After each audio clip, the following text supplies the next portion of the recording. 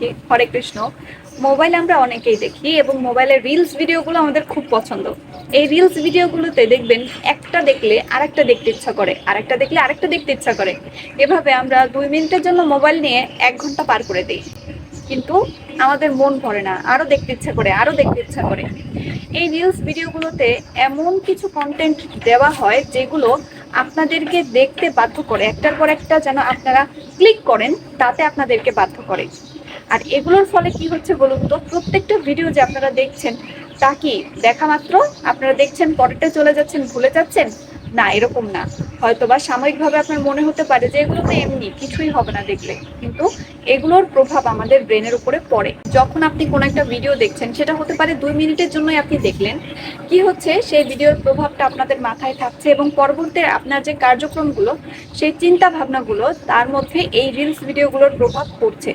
হতে পারে কোনো একটা বাজে ভিডিও বা কোনো একটা বাজে দৃশ্য আপনার সামনে আসলো, সেই দৃশ্যটা কিন্তু আপনার মাথায় ভাসবে, আপনার চিন্তা চেতনার গভীরে তা কিন্তু থাকবে, এবং এই জিনিসটাই আমাদের ভক্তি জীবনে আমাদেরকে বাধা প্রদান করবে।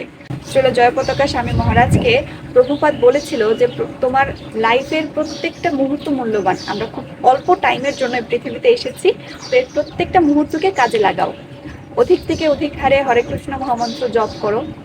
জগতকা মহারাজ তিনি কি করতে চেয়েছিল, তিনি বলেছিল যে আমি বাংলা ভাষা শিখতে চাই।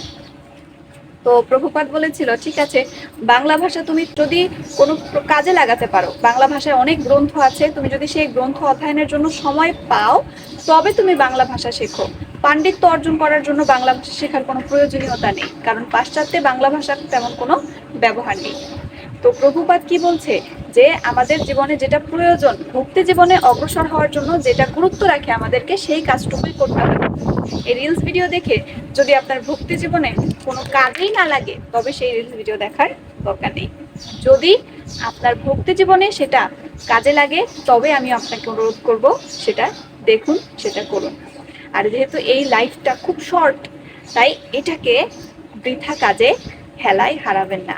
সবাই খুব ভালো থাকবেন। হরে কৃষ্ণ। রাধে রাধে।